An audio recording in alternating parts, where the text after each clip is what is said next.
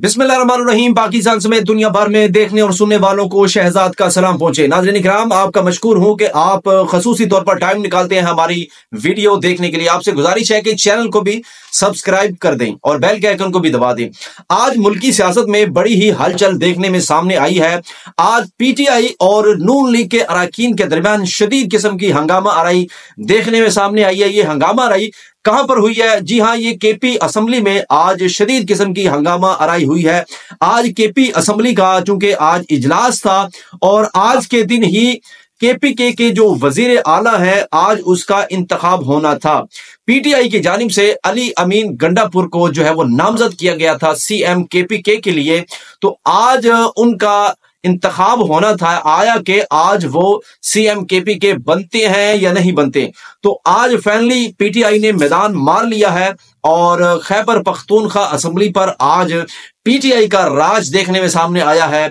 और अली अमीन गंडापुर साहब जो हैं वो आज केपी असेंबली के सीएम मुंतखब हो चुके हैं। खैबर पख्तूनख्वा जो सूबा है उसके आज चीफ मिनिस्टर अली अमीन गंडापुर जो है वो मुंतखब हो चुके हैं। तहम इस सारे चुनाव में एक अफसोसनाक और इंतहाई शर्मनाक किस्म का एक वाकया ये सामने आया कि चूंकि इमरान खान के आज के दिन बहुत सारे केसेस भी अदालतों में लगे हुए हैं। स्पेशली आज अब्दुल कादर ट्रस्ट जो है उसका आज भी केस अदालत में लगा हुआ था। और इसके अलावा भी इमरान खान साहब के ऊपर बहुत सारे ऐसे इल्जामात और केसेस जो है आज उनकी सुनवाई थी, जिसमें सरफहरिस्त तोशाखाना केस और इसके अलावा घड़ी चोरी का जो उनके ऊपर केस है उसकी भी आज सुनवाई थी। और इसके अलावा अब्दुल कादर ट्रस्ट जो है उन्होंने यूनिवर्सिटी बनाई थी, आज उस केस की सुनवाई थी। तो आज केपी असेंबली में एक इंतहाई अंदोनाक किस्म का वाकया ये सामने आया कि लीगी कारकुन एक खातून थी। आज वो जैसे ही असेंबली में दाखिल हुई तो उनके हाथ में एक घड़ी थी। तो मोहतरमा जो है वो घड़ी लहराते हुए आज असेंबली में दाखिल हुई और वहां पर उन्होंने घड़ी चोर इमरान नियाजी के खिलाफ जो है वो शदीद किस्म की उन्होंने नाराबाजी की। तो जवाब में आपको पता है कि पीटीआई जो है वो शदीद किस्म का सबक सिखाती है। जब भी ऐसी अग्रेसिव किस्म की जब पॉलिटिक्स देखने में आती है तो पीटीआई ने भी अपना शदीद किस्म का रद्द अमल दिया है। किया गया है, पीटीआई के जो अरकान असेंबली थे उन्होंने उस मोहतरमा के ऊपर जूते फेंक दिए हैं। ये इंतहाई शर्मनाक किस्म का वाकया आज असेंबली में पेश आया।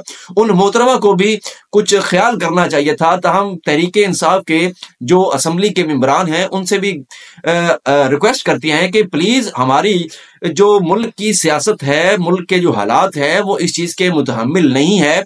हम पता नहीं किन चीजों की तरफ आज दौड़ चुके हैं। हमारी सोसाइटी में आप देख लें कि पहले ही इतनी ज्यादा नेगेटिव रोल लोग अदा कर रहे हैं। तो बड़ेपन का और अपने ज़र्फ का मुजाहरा करते हुए उस मोहतरमा को अखलाकियात के अंदर रहते हुए उसका जवाब देना बनता था। लेकिन पीटीआई के जो अरकान असेंबली हैं उन्होंने ये गलत किस्म का वाकया जो उन्होंने जूता उस खातून के ऊपर लहराया।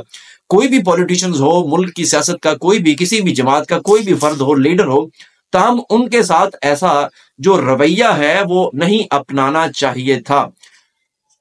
इससे पहले आप देख लें कि नवाज शरीफ साहब के ऊपर भी जो है वो स्याही फेंकने का एक वाकया पेश आया। जूते फेंकने के वाकयात भी जो है वो पीटीआई के लीडरों के ऊपर भी सामने आए, नून लीग के लीडरों के ऊपर भी सामने आए और इसी तरह पीपल्स पार्टी के जो अरकान असेंबली है उनके साथ भी इस तरह की तशद्दुद और इस तरह की अग्रेसिव किस्म की जो रिएक्शंस हैं वो सामने आए था। ऐसा नहीं होना चाहिए था। मुल्क पहले ही बड़े संगीन हालात से गुजर रहा है और आपको पता नहीं है कि मुल्क इस टाइम किस स्टेज पर आ चुका है और मुल्क के अंदर किस तरह अफरा तफरी और गुर्बत, बेरोजगारी और इस तरह के बहुत सारे जो इश्यूज और मसाइल हैं वो पाकिस्तान में सर उठा रहे हैं। और माज़अल्लाह एक नौज़बिल्ला बगावत का भी खदशा जो है वो जाहिर किया जा रहा है। चूंकि आपको पता है कि मुल्क में जिस तरह एक जैली किस्म का इलेक्शन हुआ और मैंडेट को चोरी किया गया और एक मखसूस जमात को खुटे लाइन लगाने की पूरी कोशिश की गई।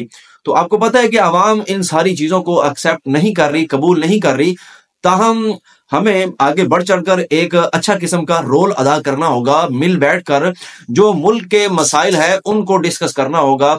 मुल्क में इस टाइम क्या इश्यूज हैं, मुल्क में इस टाइम बेरोजगारी है, हालात आप देख लें कि गुर्बत कितनी हमारे मुल्क में बढ़ चुकी है और लोगों को रोजगार नहीं मिल रहा। रोजगार मिल रहा है तो वो बाइज्जत रोजगार नहीं मिल रहा। बेचारे गलियों मोहल्लों का जो कूड़ा है वो छानने में लोग लगे हुए हैं और कोई बाइज्जत किस्म का रोजगार लोगों को गवर्नमेंट जो है वो फराहम नहीं कर रही और कोई भी जमात जो है वो संजीदगी के साथ अवामी जो मसाइल है, जो इश्यूज हैं, उनके ऊपर तवज्जो नहीं दे रहे। आप देख लें कि पंजाब का किस तरह बेड़ा गर्क हो चुका है, सिंध का आपको पहले ही बड़ा उसका सत्यानाश हुआ है। तो मजीद मुल्क के जो बचा कुचा जो हिस्सा है, जो महफूज है, जहां पर थोड़ी सी स्टेबिलिटी है, उसको भी खराब करने की पूरी कोशिश की जा रही है और मुल्क को जो है वो किसी और समत ले जाने की जो है वो ये हमारे पॉलिटिशियन जो है ये अपना रोल अदा कर रहे हैं। तो हम इनको अच्छा किस्म का रोल अदा करना चाहिए। ये एक ताज़ा तरीन बड़ी और गर्मा किस्म की एक खबर थी और फाइनली अली अमीन गंडापुर साहब जो हैं वो केपी के जो सीएम है वो मुंतखब हो चुके हैं। ये अली अमीन गंडापुर वही हैं जिनकी जब 9 मई के जो वाकयात हुए थे तो उस दौरान इनकी बाल भी सर के काट दिए गए और इनकी जो लंबी लंबी मूछें थी उनको भी रिमूव कर दिया गया और इनको गायब कर दिया गया। और बड़े अरसे बाद जो है वो खान साहब के जो खिलाड़ी हैं वो मंजर आम पर आना शुरू हुए।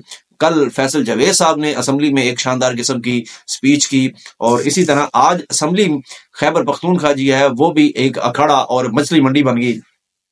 और लेकिन इसमें एक दिलचस्प बात ये सामने आई कि जो मेजोरिटी जो है वो पीटीआई के अरकान की है।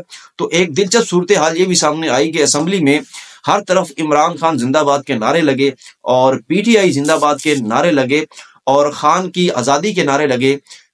ये एक बड़ा ही दिलचस्प सूरत हाल वहां पर देखने में सामने आई। दूसरी अहम तरीन खबर यह है कि सदर आरफ अलवी साहब को कौमी असम्बली का इजलास बुलाने के लिए जो मुश्तरका पार्टीज हैं, पीडीएम पार्ट 2 जो है, पीपल्स पार्टी, नून लीग के दीगर जो सियासी जमातें हैं, उन्होंने आरफ अलवी साहब को रिक्वेस्ट पेश की है कि जनाब आप इस अपने फैसले के ऊपर नजर सानी करें और जल्द अज जल्द जो है वो कौमी असम्बली का इजलास बुलाएं।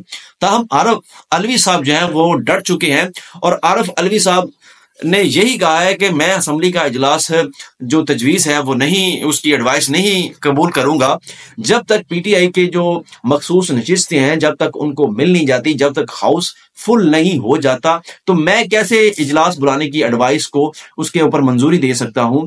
तो जब तक अरकान पूरे नहीं हो जाते उस वक्त तक मैं एडवाइस नहीं दूंगा। तो आरफ अलवी साहब जो हैं वो डट चुके हैं और पीडीएम को जो है वो तकलीफ और उनको जो है वो मिर्चें लगी हुई हैं कि पता नहीं इजलास अलवी साहब क्यों नहीं बुला रहे और उनको जो हुक्मरानी का जो उनके ऊपर एक सवार हुआ है तो वो अलवी साहब ने फिल वक्त उनको एक थोड़ा सा झटका दिया हुआ है। अब देखना यह है कि अच्छा, दूसरी इसमें एक ये भी चीज सामने आ रही है कि अगर आरफ अलवी साहब इजलास नहीं बुलाते तो स्पीकर कौमी असम्बली उनका कानून की कोई एक शिक है उसके मुताबिक जो है वो इजलास बुलाने के मजाज होते हैं। तम कानूनी हवाले से कानून क्या कहता है ये तो अभी देखना बाकी है। आया कि आरफ अलवी साहब का जो फैसला इजलास ना बुलाने का है वो दुरुस्त है या नहीं है। आया कि कौमी असम्बली के जो स्पीकर हैं अयाज राजा परवेज अशरफ साहब, आया कि उनकी एडवाइस दुरुस्त है या नहीं है, ये तो आना बाकी है।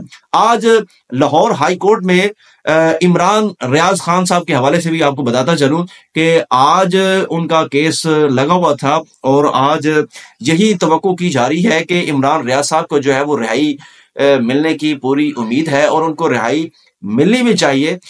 इमरान रियाज साहब की इस सारे जो मामला चल रहे हैं, गिरफ्तारी हुई क्यों, ये भी आपको बताते हैं। चूंकि शहबाज शरीफ साहब ने अभी पीएम बनना है और मोहतरमा मरियम नवाज शरीफ साहब चूंकि उन्होंने भी सीएम बनना था तो इस वजह से उनकी गिरफ्तारी डाल दी गई ताकि जो वो इश्यूज और जो पॉइंट कानूनी हवाले से और पॉलिटिकली हवाले से जो वो पॉइंट रेज करते हैं वो अवाम को उसका पता ना चल जाए और मजीद जो शरीफ खानदान है वो अवाम में मजीद जो है वो बेइज्जत और वो गंदा ना हो। तो उन्होंने इस गंदगी और इस बेइज्जती से बचने के लिए इमरान रियाज साहब की गिरफ्तारी डाल दी। ताहम आज मुतवक्के फैसला यही इतलात आ रही है कि आज जो है वो इमरान रियाज साहब की जो बाजियाबी है, बाजियाबी कह रहा हूँ, उनको चूंकि अरेस्ट किया हुआ है, तो आज वो उनको जमानत मिलने का जो चांस है वो आज हो जाएगा। ये 3 मेजर और इम्पोर्टेंट खबरें थी जो आप तक पहुंचाना हमारी जिम्मेदारी थी। अपनी कीमती राय से हमें जरूर आगाह कीजिएगा। आपकी कीमती राय हमारे लिए बहुत मानी रखती है और इससे आपकी और हमारी इससे हौसला अफजाई भी होती है। तो अपना बहुत सारा ख्याल रखना है आपने, और अपनी सोसाइटी में आपने खसूसी तौर पर आपने भी अपना रोल अदा करना है इस सोसाइटी की, इस माशरे की बेहतरी के लिए। अपना बहुत सारा ख्याल रखिएगा। अल्लाह निगहबान। पाकिस्तान जिंदाबाद।